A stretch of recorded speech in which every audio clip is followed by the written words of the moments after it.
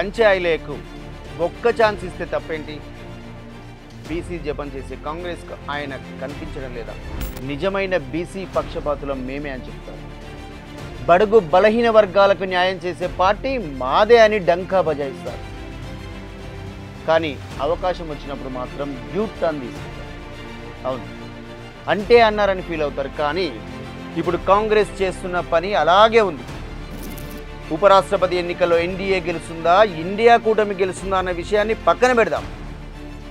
కనీసం ఉపరాష్ట్రపతి అభ్యర్థిగా బీసీలకు అవకాశం ఇస్తే బాగుండేది. దేశవ్యాప్తంగా ఇప్పుడిప్పుడే ఊపందుకుంటున్న బీసీలకు మేమే అండగా నిలుస్తామని చెబుతున్నారు కదా. మరి ఈసారి ఏమైంది? ఎంతో కష్టపడి తెలంగాణ, కర్ణాటకల్లో కులగణన చేపట్టామని చెప్పారు కదా. ఆ క్రెడిట్ దక్కించుకుంటే బాగుండేది. ఇండియా కూటమి నుంచి ఉపరాష్ట్రపతి అభ్యర్థిగా జస్టిస్ బి సుదర్శన్ రెడ్డికి అవకాశం ఇచ్చారు. దీనిలో తప్పు పట్టడానికి ఏమీ లేదు. కానీ మీరు ఎత్తుకున్న బీసీ వాదానికి మద్దతు ఇచ్చేలా ఏదో ఒక బీసీ మేధావికి ఆ అవకాశం ఇస్తే అందరూ హర్షించేవారు. ఆ ఎవరో ఒకరు కంచెలే ఎందుకు కాకూడదు? ఇది బీసీలు మాత్రమే అంటున్న మాట కాదు. మీ ప్రత్యర్థి పార్టీలైన టీఆర్ఎస్, బీజేపీలే ఇప్పుడు ఈ వాదనను తెరపైకి తెస్తున్నాయి. కంచెలే ఒక ప్రొఫెసర్, సామాజిక కార్యకర్త, రచయిత, భారతీయ కుల వ్యవస్థకు వ్యతిరేకంగా సాగుతున్న సైద్ధాంతిక ఉద్యమంలో కీలక పాత్ర పోషిస్తున్న మేధావి, మనిషిని మనిషిగా చూడమని చెప్పే రియల్ మ్యాన్. ఐలయ్య గౌతమ బుద్ధుని రాజకీయ తత్వంపై పరిశోధన చేసి ఉస్మానియా విశ్వవిద్యాలయం నుండి పొలిటికల్ సైన్స్లో డాక్టరేట్ పొందారు. భారతీయ సమాజంలో వేళ్ళూనుకుపోయిన ఎన్నో రుగ్మతలను గలమెత్తి విమర్శిస్తున్నారు. తప్పును తప్పు అని చెప్పడానికి ఏమాత్రం సంకోచించని తత్వం కంచెలయ్య సొంతం. బీసీలు, బడుగు బలహీన వర్గాలను ఒక్కతాటిపైకి తెచ్చేందుకు ఆయన చేస్తున్న కృషి అంతా ఇంతా కాదు.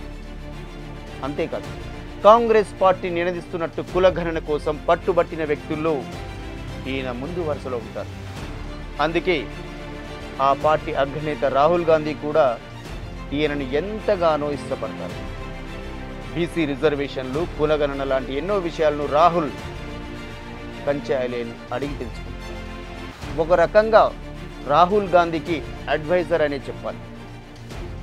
వేల కొద్ది వ్యాసాలు రాశారు, ఎన్నో దేశాలు తిరిగారు. తాను నమ్మిన సిద్ధాంతం కోసం ఆహర్నిశలు కృషి చేస్తున్నారు. బీసీలకు ప్రధాన శత్రువు బీజేపీ అంటూ మీకంటే ఎక్కువగా కొట్లాడుతున్నారు. I really congratulate for this revolutionary movement in the Congress history.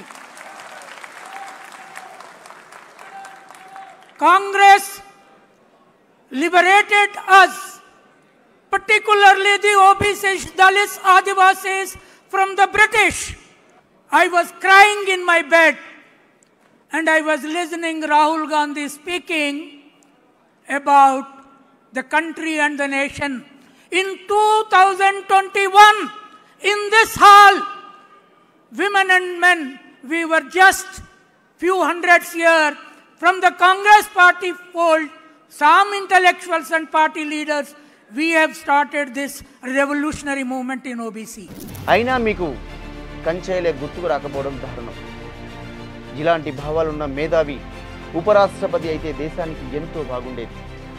ఈ విషయంలో కాంగ్రెస్ ఎందుకో పొరపాటు చేసినట్టే అనిపిస్తుంది.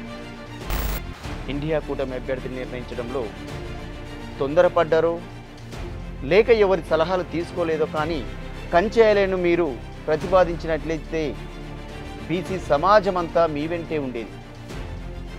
భవిష్యత్తులో మీకు అది పెద్ద అసెట్ అయ్యేది. అలా అని జస్టిస్ సుదర్శన్ రెడ్డిని తక్కువ చేసి మాట్లాడలేం. మేము ఇక్కడ కేవలం బీసీల రాజ్యాధికారం గురించే మాట్లాడుతున్నాం, మా హక్కుల గురించే కొట్లాడుతున్నాం. కాంగ్రెస్ పార్టీ బీసీ వాదాన్ని వినిపిస్తుందంటే సంతోషించాం. కానీ ఇంతలోనే ఆశలపై నీళ్లు జల్లారు. దేశవ్యాప్తంగా కులగణనకు పట్టుబట్టి సామాజిక న్యాయం పేరుతో రాహుల్ పెద్ద పోరాటమే చేసినట్లు కనిపించారు. కానీ రాష్ట్రపతి అభ్యర్థిగా బీసీలకు అవకాశం ఇవ్వకపోవడంతో ఒక్కసారిగా నిశ్శబ్ద వాతావరణం ఏర్పడింది. అనుమానాలు మొదలయ్యాయి.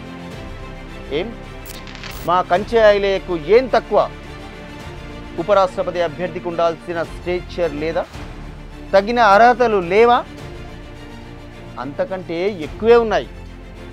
ఇక రాష్ట్రంలో చేపట్టిన బీసీ కులగణన సమయంలో బీసీ మేధావులు మీకు అండదండగా నిలిచారు. కంచెలే కూడా కీలక పాత్ర పోషించారు. ఎన్నో విలువైన సలహాలు ఇచ్చారు. నివేదిక సమర్పించే సమయంలో కూడా మీ ముందే అద్భుతంగా మాట్లాడి అందరితో శబాష్ అనిపించుకున్నారు. కానీ మీరు చేసింది ఏంటి? ఇప్పటికీ బీసీలు కాంగ్రెస్ను ఎంతో కొంత నమ్ముతున్నారు.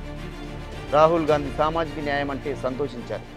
ఆయన భావజాలాన్ని చూసి పొంగిపోయారు. కానీ ఉపరాష్ట్రపతి అభ్యర్థి ఎంపికతో బీసీల ఆశలపై నీళ్లు జల్లినట్లు తుస్సుమనిపించారు.